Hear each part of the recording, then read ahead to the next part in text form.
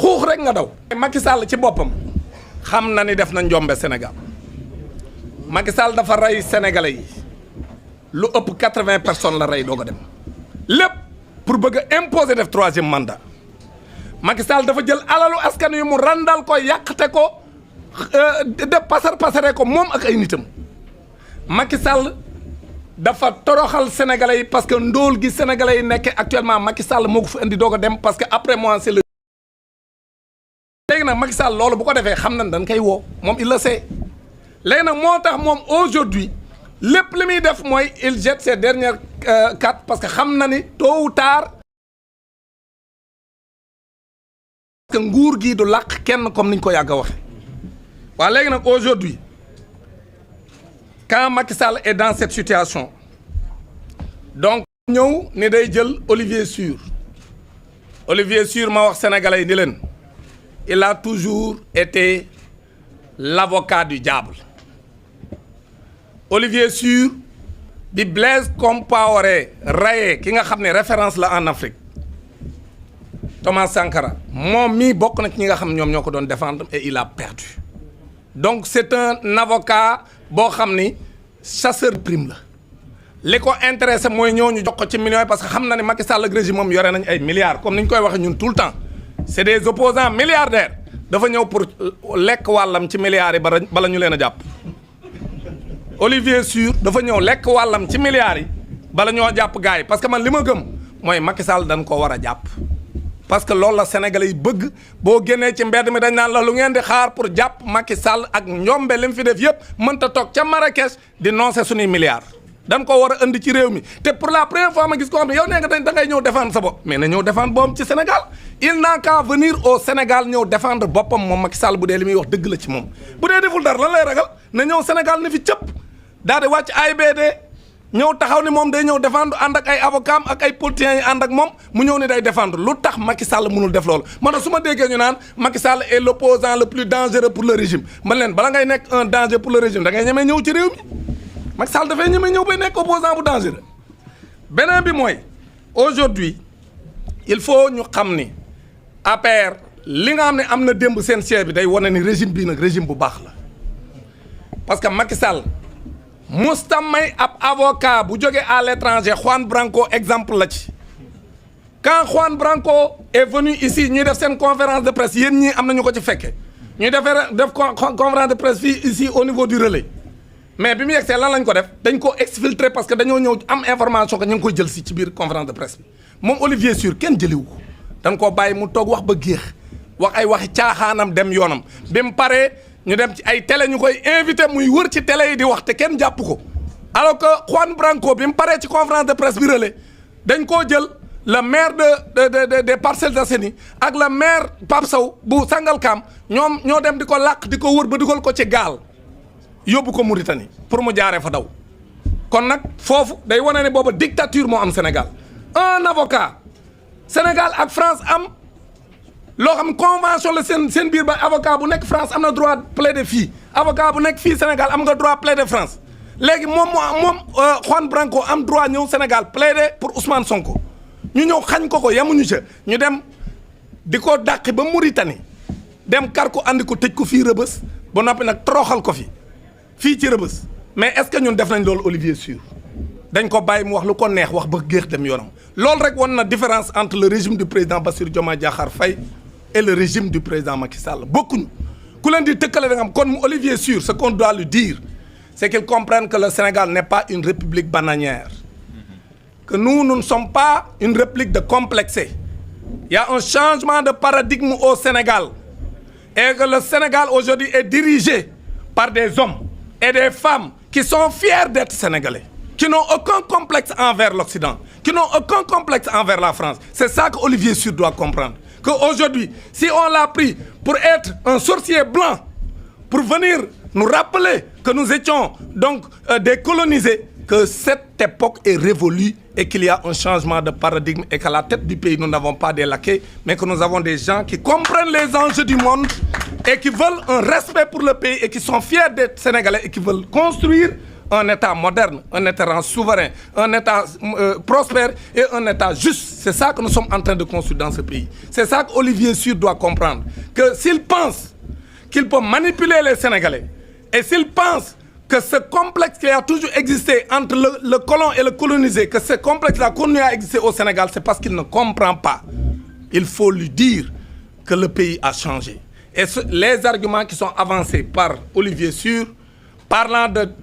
rapports cachés, en disant que tous les rapports n'ont pas été divulgués, c'est parce que Olivier Sur ne dit pas la vérité. Ces arguments sont tirés par les cheveux. Encore une fois, il n'y a aucun rapport caché. Ce qu'il y a aussi, c'est qu'on a respecté tout ce qu'on a comme réglementation dans ce pays depuis 2012. Quand il y a un changement de régime, il faut auditer les comptes. Et on a audité les comptes. L'inspection générale des finances a produit son rapport. Ensuite, la Cour des comptes, ça a été certifié par un cabinet privé, le cabinet Mazars. Aujourd'hui, le FMI, qui est l'organe qui peut, en dernier ressort, infirmer ou confirmer, vient de confirmer qu'il y a eu de la dette cachée au Sénégal.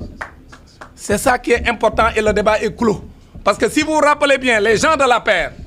quand on a commencé à parler de dette cachée, avec un niveau d'endettement assez élevé, où on parlait de 119% du PIB, ils avaient dit qu'ils attendaient le rapport du FMI. Mais aujourd'hui que le FMI a tranché le débat, au lieu d'accepter quand même, parce que le FMI, vous pensez que le FMI va trancher le débat alors qu'il n'y a pas de rapport? Au contraire, c'est sur la base de ces différents rapports et qu'ils ont éprouvé, qu'ils ont décidé quand même d'avoir une opinion claire. Et l'opinion du FMI, c'est qu'effectivement, il y a eu de la dette cachée au Sénégal. Donc encore une fois, nous les Sénégalais, nous devons être fiers. Nous devons être fiers d'avoir un régime qui dit la vérité aux Sénégalais. Nous devons être fiers d'avoir un régime qui est aux côtés des populations et qui est là pour servir quand même de transition pour montrer que ce qui s'était passé ces 12 dernières années-là sous Macky Sall, ça ne va plus se passer dans notre pays. Et c'est ça qui doit nous rendre fiers. Quand nous, dañu war a sant yàlla parce que ce régime mu Macky Sall continué woon ci réew mi dinañ toog fii ñu ngalaat ñu ñun Sénégalais yëpp kon nag ñun dañoo war a sant yàlla bi ay ab génération taxawee xeex pour jëlee fii Macky Sall parce que Macky Sall su fi continué woon nekk musiba dinañu dal kon nag li nga xam ne moo am mooy ñoom ils sont dans la manipulation ñenn ci ñoom dañoo tiit parce que Macky Sall ak ñim àndal xam nañ ni parce que ña toogoon ca table ba wër Olivier Sur yëpp xam nañ ni buñ defee la ñu war a def ñoom ñëpp ci kaso bi leen jëm Macky Sall ci kaso bi ña nekkoon ci wër table ba tamit ñoom ñëpp ñu bari ci ñoom ci kaso bi léegi nag man li ma gëm mooy l'APR dañ ko war a dissoudre APR dañ ko war a dissoudre APR dañ ko war a dissoudre parce que lu tax mooy pick-up yi doon rey sénégalais yi siège u APR lañ doon jógee di dem ci mbedd yi di tiire ci kaw sénégalais yi te loolu ñun ñëpp teg ngeen seen bët manipuler nañ fi police ni ko defloo ko conférence de presse seen alliés yi nekk en France ñoo def conférence ñoom it def seen i émission daan ne effectivement loolu police Sénégal bi wax ne manifestants yi ñoo doon reyante seen biir loolu du dëgg ay nervi ànd ak ay complices yoo xam si ñu ngi ci ay pick-up bu policier ñoom ñoo doon rey sénégalais yi c'est exactement ce qui s'est passé kon nag parti bu fi def loolu man dama gëm ne waratul concourir au suffrage des sénégalais man dama gëm ne parti bu fi def loolu dañ ko war a dissoudre APR c'est respecter la loi sénégalaise parce que un parti Pastef def fi dara ñu dem dissoudre ko Pastef def fi dara lu dul taxaw di xeex pour l'état de droit ñu dem dissoudre ko ba noppi dem tas partem dañoo ba noppi dem tëj siège am dañoo dissoudre Pastef ba noppi tëj siège am waa léegi APR nag c'est la même chose aujourd'hui lañ ko def aujourd'hui ñun dañu am ay raison parce que boobu ñoom bi ñu koy def dañu doon jaay doole mais ñun buñ ko dee def duñu jaay doole man dama gëm ne APR dañoo war a tas parti bi kenn ku bokk ci APR waratu la présenté wu ci benn élection tant que mi ngi présenté wu au nom de l'APR bu présenté woo ci leneen nag mun na nekk candidat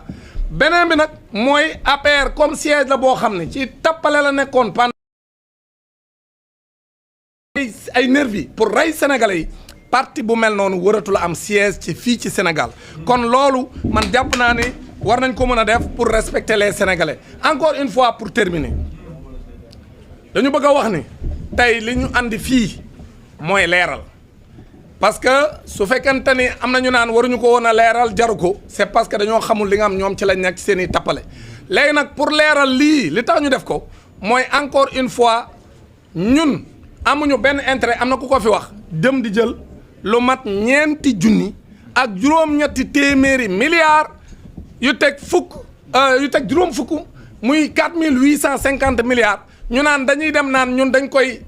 moomale Sénégal dette boobu pour di ko fay pour wut lu neex lu naqari Macky Sall wala di seet loo xam day renforcer le régime a le soutien du peuple kon régime bii ci dëgg lay dox maintenant nag wax dëgg gi pour sénégalais yi xam li xew maintenant sénégalais yi ñooy jël seen responsabilité mais le régime également va prendre ses responsabilités encore une fois Macky Sall li mu fi leb nëbb ko sénégalais yi kooku à travers l'Assemblée nationale parce que bu ñu nee nëbb ko sénégalais yi mooy nëbb ko kii représenter le peuple sénégalais muy l'Assemblée nationale kon nag léegi comme Macky Sall loolu la fi def muy 4850 milliards yoo xam Sénégal moo koy fay te comme ni ko Babou waxee bis bu ñu xëyee à partir 2026 dañuy xëy ñun sénégalais yi di fay fukki milliards ak juróom-benn par bis boo xëyee fukki milliards ak juróom-benn mi ngi ci seen ndodd mi yow Sénégal ak say mbokk sénégalais yéen a koy fay chaque jour te loolu kan moo ko fi bàyyi mooy Macky Sall te bi mu koy def yëgalu leen ko yéen pourquoi yëgalu leen ko parce que assemblée nationale bi ngeen fal yéen mu war a wax ci seen tur mu war koo autoriser pour mu def ko demul ca moom ne ko est-ce que mën naa ko def war a mënuma koo def dafa dem def ko sans l'aval de l'Assemblée nationale c'est ça que Macky Sall a fait aujourd'hui nag loolu lay jéem a nëbb moo tax mu bëgg a nasaxal xelu sénégalais yi moo tax tey ñu ñëw leeral leen ko ne loolu la Macky Sall def ça ne veut pas dire parce que dégg naa ay tappalekat yu wax naan waaye yéen bàyyi leen bor bi mais ñun bor bi ñu ngi koy fay mais le président Bassirou Diomaye Faye et le premier ministre Ousmane Sonko seen gouvernement weer wu ne ñu ngi fay le service de la dette bor bi ñu ngi koy fay weer wu ne ba ñëwee ba léegi amul benn weer bu nu fayul ñun ñu ngi koy fay mais dañ leen koy leeral pour ngeen xam ko mais ñu wax leen ko ngeen xam ko loolu mooy dëgg maintenant nag teewul du ñu wàcc parce que ñun ñoo ko leb lu tax ñun ñoo ko leb mooy Sénégal moo ko leb mais nan la ko lebe ci tappalay Macky Sall ak ñi mu àndal kon nag lii mooy situation bi leen wax ne daal in 2 minutes. Yeah, I will conclude. I will conclude in English.